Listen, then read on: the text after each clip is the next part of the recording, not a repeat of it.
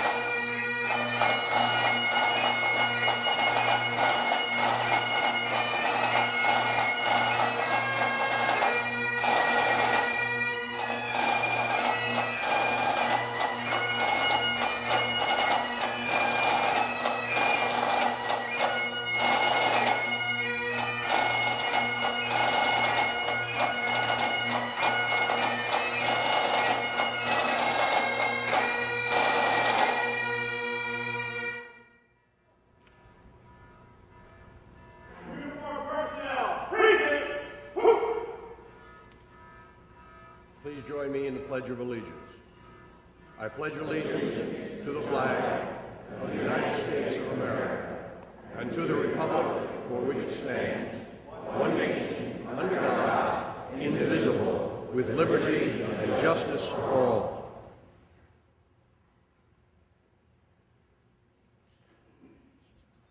And now I'd like to have the national anthem presented by Angelique Viljoen.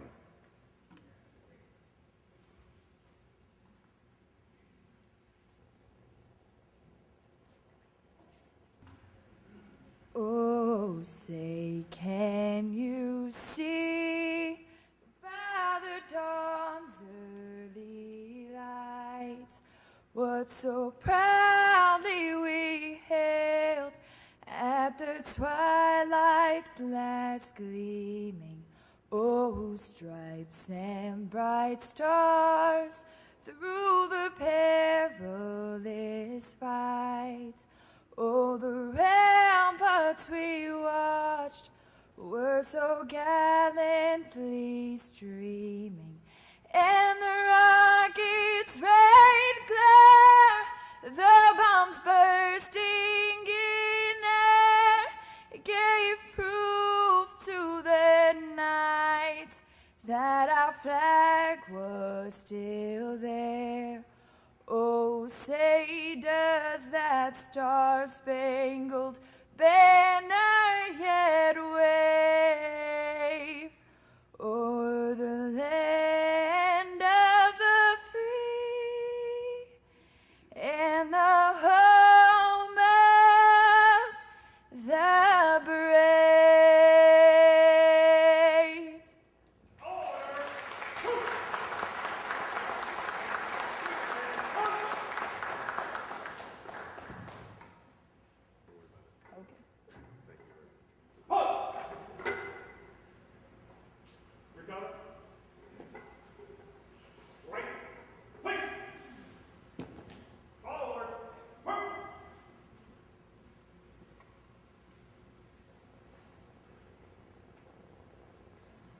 Before we begin, I'd like to introduce some of our dignitaries that are with us today.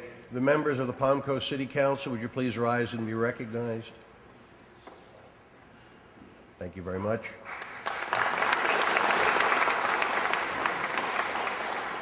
Members of the Flagler County Board of Commissioners, would you please rise?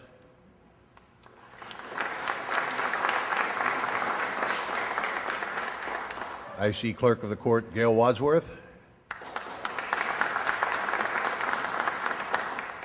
Palm Coast City Manager Jim Landon.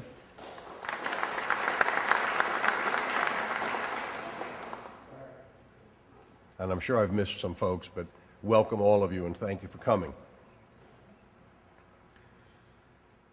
The numbers are staggering. 116,576 killed in World War I. 405,399 died serving our country in World War II. 36,510 gave their lives in the Korean War. 58,269 casualties were recorded in Vietnam. 4,486 fought and died in Iraq. 4,977, and still counting, have died while fighting international terrorism.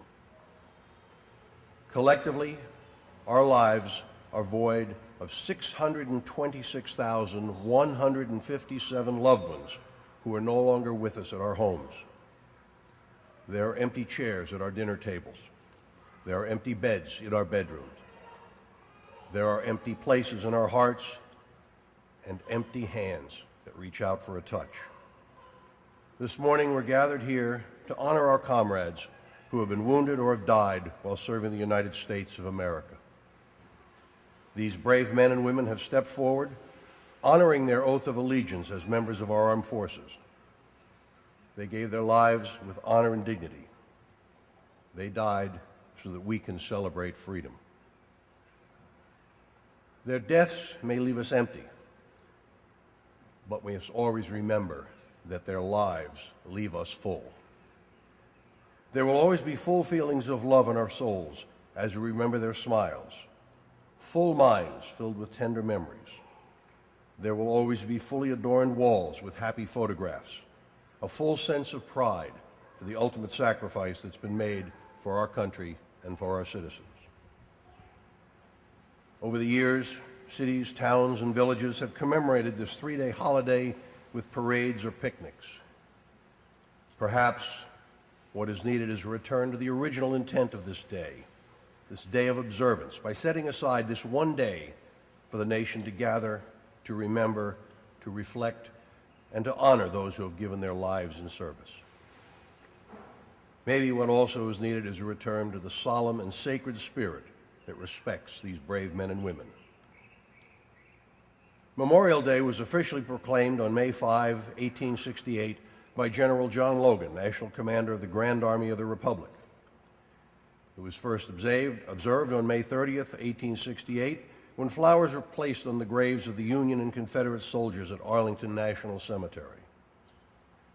144 years later, Palm Coast has convened this commemorative setting to remember and be grateful.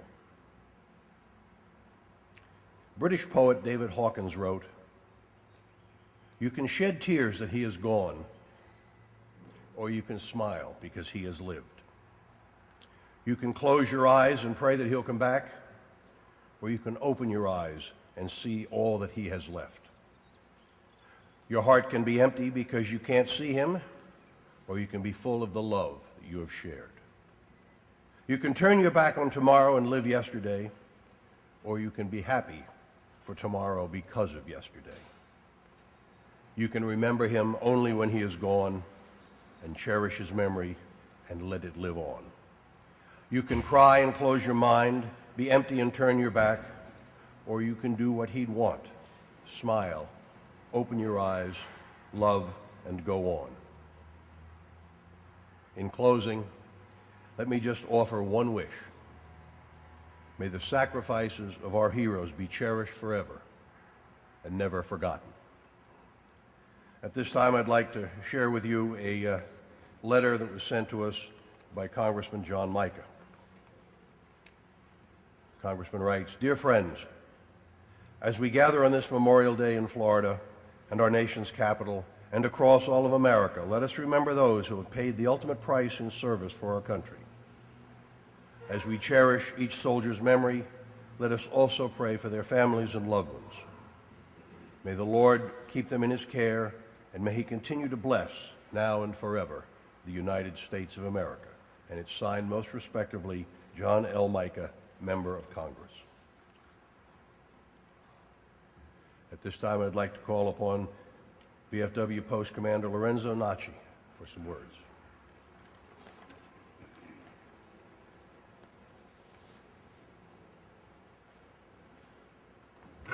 Greetings. We have joined together today this Memorial Day ceremony so that we may have the opportunities to celebrate and honor the many men and women of our military who've died while protecting our nation. As we take this day to give thanks to them and quietly contemplate their ultimate sacrifice, we realize how remarkably inadequate our attempts to pay tribute to them actually are. There are no words that can properly reflect the magnitude of what they have accomplished and the amount of endearing love and respect and honor that hold deep in our hearts for them. Our intent today is not to speak of the glory of the battle or to pay homage to heroes or icons, but rather to reflect upon the person behind the deed and remember all of our fallen comrades for what they actually were. People just like us, equally, they held true to the values upon which this great land was founded, and they too shared in the common beliefs of freedom, justice, and liberty. They were our fathers, mothers, brothers, sisters, sons, daughters, and friends. Do you remember them? The next-door neighbor, the kids who lived down the block. They were the high school quarterbacks, cheerleaders, and class clowns. They included the honor roll student as well as the dropouts. Some of them grew to be police, firefighters, plumbers, and physicians. Some were rich, some were poor, many were blue-collar types. They were every race, creed, and color. They came from every corner of our great nation, from other countries as well. Together they defended, protected, and advanced the cause of freedom. They were divergent in many ways, yet somehow they were all the same, unified in spirit and united in purpose and mission. The men and women we honor today were no better or worse than any of us. While protecting our nation, they did not choose the events of the world and circumstances in which they were thrust. Rather, the circumstances and events of the world chose them. It is a fact of life that freedom is not free. Throughout our nation's history, there has been a heavy cost involved in preserving our way of life.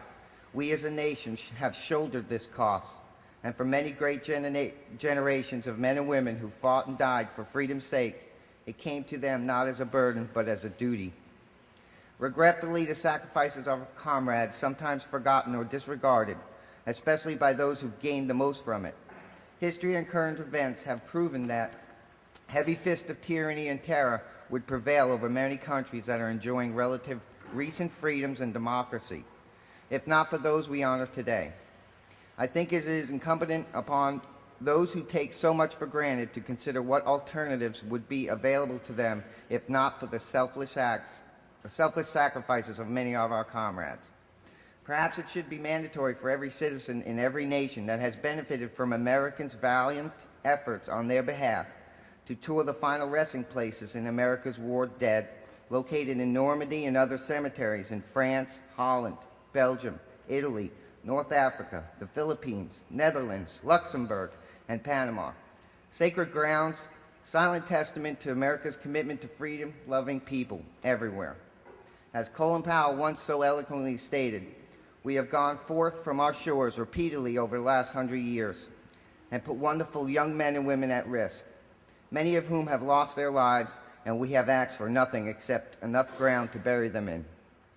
As we honor patriots of past, we are mindful that tumultuous times have brought forward a new generation of patriots who have been put to the test in war against terrorism. Like their brothers and sisters who came before them, they have been deployed to the far corners of the globe, and like their predecessors, they too have left behind the comforts of home, job, and family. Freedom is not free. There is a tremendous cost involved in our effort to defend those who would endanger our liberty. There has been thousands of casualties, service members wounded and killed, and although the price has been high in human terms, today citizens in Iraq and Afghanistan are able to emerge from the dark shadows of oppression and cruelty into the bright sunshine of freedom and liberty. And let it be very, and let's be very clear about it, it is because the courage, the valor, the singleness of the purpose of the men and women in our military that today Iraq and Afghanistan are free. As we speak of the present and the distant past, it is up to us to make sure the legacy of our nation's fallen is passed on from this generation to the next, and then on to all generations beyond. We must ensure that the youth of tomorrow have an awareness and understanding of whom it is they should likewise honor, and exactly why they should honor them.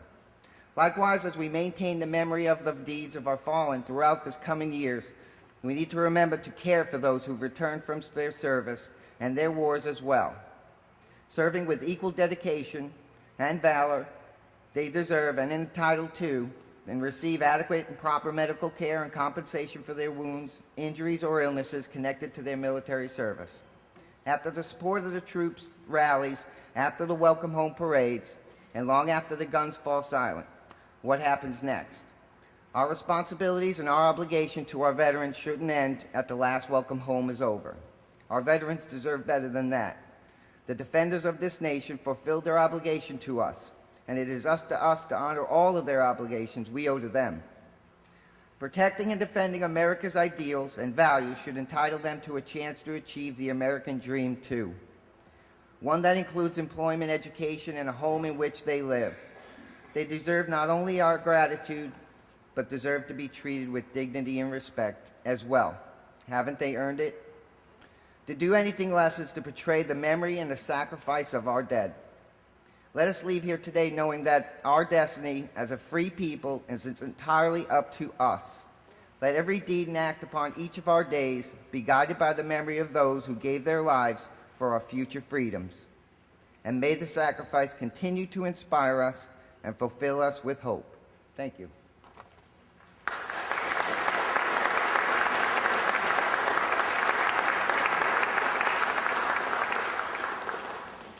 Thank you, Commander. Now, with a special honor to our military, I'd like to call up the Imagine School students and Cammie Brocksmith, their instructor.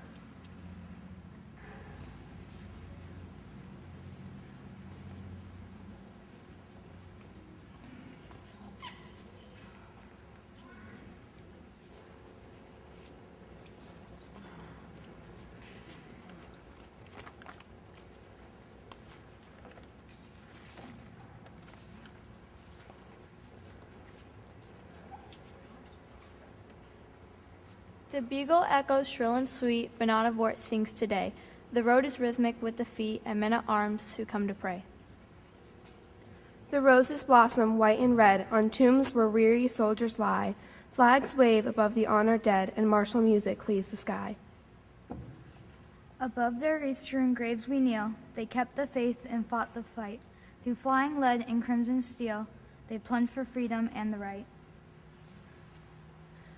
May we, their grateful children, learn their strength, who lie beneath this sod, who went through fire and death to earn, at last, the accolade of God.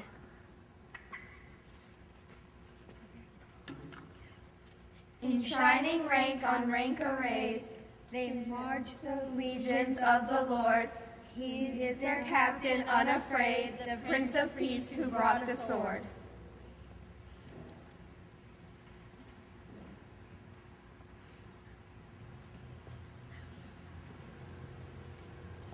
Soldiers fighting for our country all the livelong day.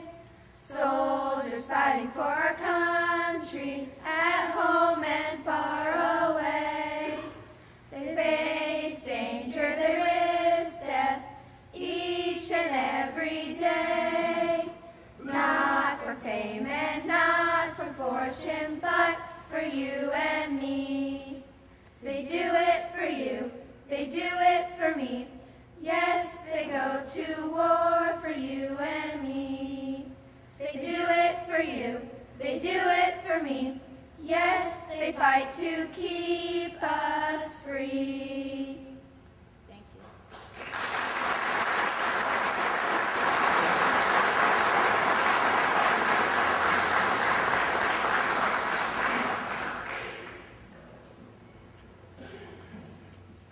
And now I'd like to call upon the Daisy Girl Scout Troop 734, Cynthia Jarvis, their leader, for a special tribute. The girls of Daisy Troop 734 would like to greet you, sign to taps, and thank you for your service.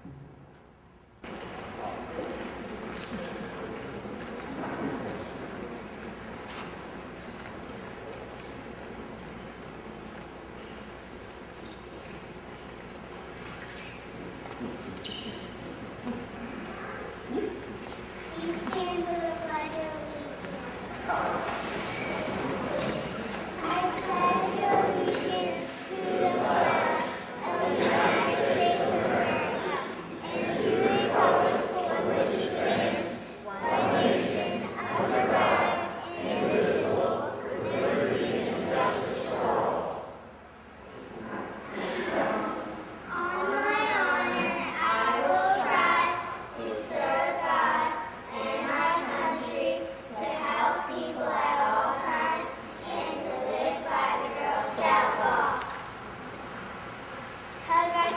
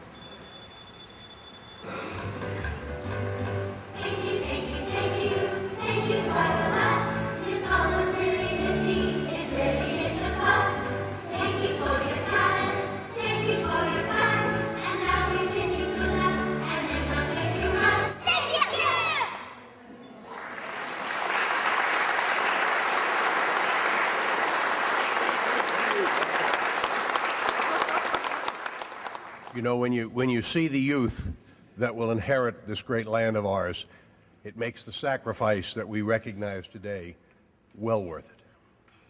Now I'd like to call upon Ted St. Pierre, President of the Sons of the American Revolution, for a memorial wreath ceremony. The British are coming. The British are coming. Who said that? Paul Revere. Anybody else? You're wrong. It was never said. Because we were not a country. We were fighting for our country. So when he said the British are coming, didn't mean anything. He said the redcoats are coming. Just remember that, because history tends to confuse that. This pin I wear on my hat is a Minuteman pin. That Minuteman emblem is still worn by our military today. They are called the National Guard. I'd like to thank everybody for being here today, but I'd like you to remember one thing. We didn't only lose in World War I, World War II, all those men. We lost them from the day that the first shot was fired on the North Bridge. And if it wasn't for them and every other soldier that are serving now and that have died, we wouldn't be able to sleep tonight. You wouldn't have the liberties you have. You wouldn't have the freedom of religion or speech. In that honor, and in every military man's honor, I'd like to call up all the members that are here from the Sons, and we'll lay the wreath in front of the flags.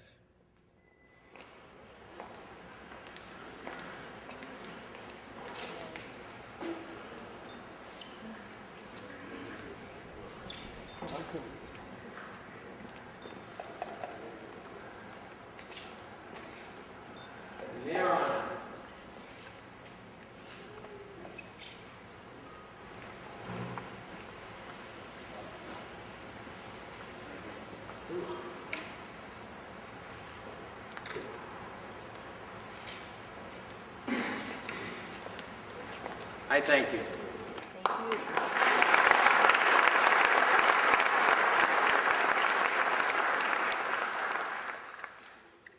And now, to conclude our ceremony, please give your attention to the ancient city pipe and drum corps.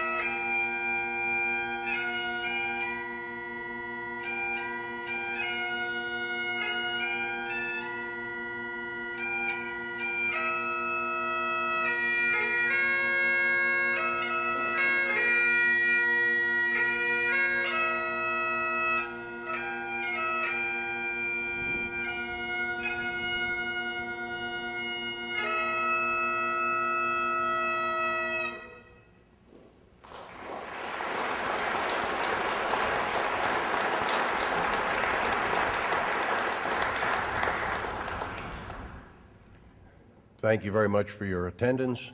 This concludes our ceremony.